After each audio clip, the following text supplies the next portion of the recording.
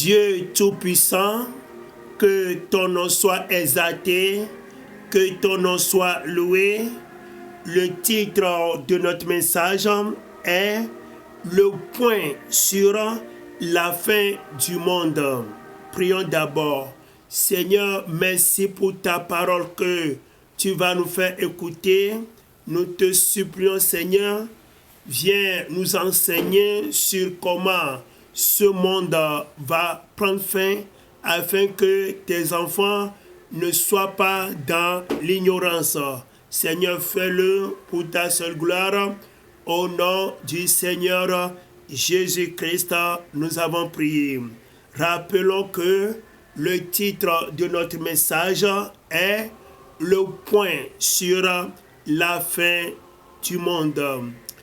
Il y a malheureusement beaucoup de grands événements qui se sont passés dans ce monde et les gens se sont précipités et avaient dit que c'était la fin du monde. Mais le monde a continué par exister quand même après ces grands événements vécus dans ce monde, tels que il y avait eu de grandes guerres dans ce monde. Les gens ont dit que c'était la fin du monde, mais ces guerres ont pris fin et le monde a continué par exister. Il y avait eu des catastrophes naturelles comme les tremblements de terre, mais après ces événements, le monde a continué par exister.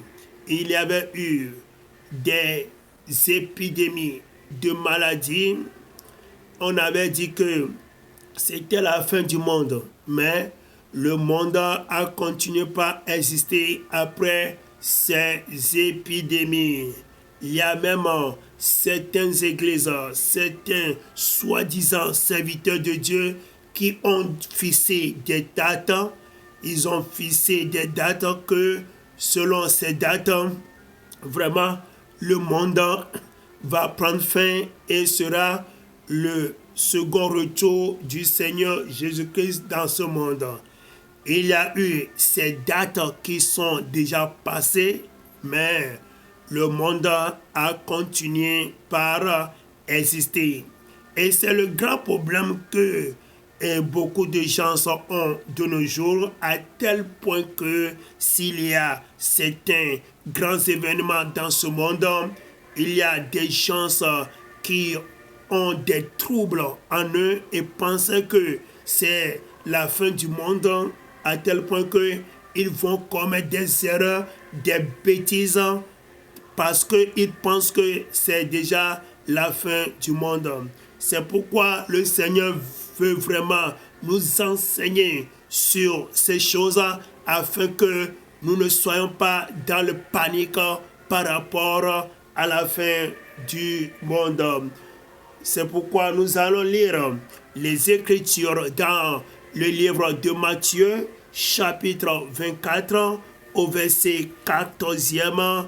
Là, la Bible va nous dire: cette bonne nouvelle du royaume sera prêchée dans le monde entier pour servir de témoignage à toutes les nations. Alors viendra la fin. Vous voyez, comme nous venons de le lire dans la Bible, ce qui va exactement marquer la fin du monde, c'est lorsque l'évangile, la bonne nouvelle, sera prêchée dans toutes les nations. Oui, la parole de Dieu, toute parole qui sortait de la bouche du Seigneur Jésus-Christ, c'est la vérité, parce que la Bible dit du Seigneur Jésus-Christ que c'est lui seul qui est le chemin, la vérité et la vie. La vérité, c'est en Jésus. C'est pourquoi toute parole qui sortait de la bouche du Seigneur Jésus-Christ est une parole de vérité. Donc, veut dire que c'est lorsque la bonne nouvelle sera prêchée dans toutes les nations, c'est par là que viendra la fin du monde. Veut dire que là où nous sommes maintenant, la bonne nouvelle de Jésus n'est pas encore prêchée dans toutes les nations. Oui, il n'y a pas encore cette bonne nouvelle dans tous les lieux sur la terre. Non. Et si moi-même, ici, je peux faire certaines remarques, il y a certains pays que je peux citer comme la Corée du Nord. Là, il n'y a même pas d'église.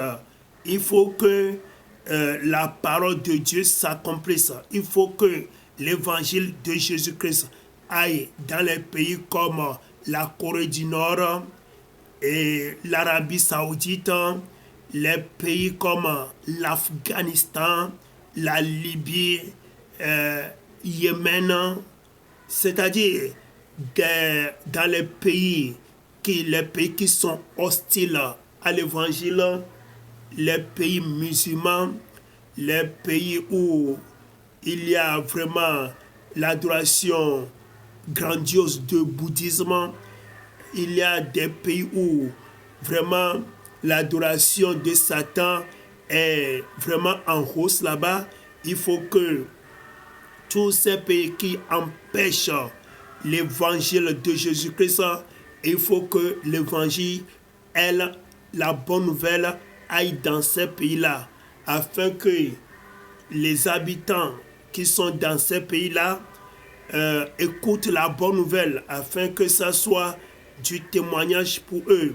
Même quand je remarque nos pays même, certains de nos pays où il y a déjà l'évangile, il y a déjà la bonne nouvelle dans certains de nos pays, mais quand nous voyageons dans l'intérieur de nos pays, dans les villages, dans les recoins de nos pays, nous remarquons qu'il n'y a pas la bonne nouvelle dans certains endroits, dans nos pays. C'est pourquoi nous qui sommes les enfants de Dieu, nous qui sommes appelés pour apporter la bonne nouvelle un peu partout, nous devons y travailler, nous devons travailler sérieusement, nous devons prier, nous devons amener la bonne nouvelle un peu partout, voyez, parce que c'est le plan de Dieu. Parce que avant la fin du monde, il faut que tout le peuple écoute la bonne nouvelle. Oui, c'est la bonne nouvelle qui doit aller un peu partout. La bonne nouvelle n'est pas quand même les messages que n'importe quelle église apporte aux gens de nos jours. Non, c'est pas ça. C'est-à-dire la vérité, la prédication du salut en Jésus. Il faut que les peuples écoutent la vérité, la parole par laquelle ils doivent avoir le salut. Il faut que le monde entier, toutes les nations écoutent la bonne nouvelle. Il faut quand même que la bonne nouvelle aille partout, même si les gens tournent le dos à cette bonne nouvelle, il faut qu'ils écoutent ça quand même. Et ce que nous remarquons déjà aussi, c'est que en ces derniers temps, en ces derniers jours, la bonne nouvelle est en train de se répandre de plus en plus. Avec l'Internet, ça va vite maintenant. Veut dire que toi et moi, enfants de Dieu, nous devons nous préparer parce que tel que la bonne nouvelle est en train d'aller vite maintenant, veut dire que vraiment le retour imminent du Seigneur Jésus-Christ s'approche. La fin du monde s'approche déjà et nous devons être préparés afin que nous ne soyons pas surpris. Être préparé, c'est faire la volonté de Dieu dans sa vie. Que Dieu nous bénisse. Vous avez des questions à poser, il faut m'appeler sur plus 228 91 95 23 05.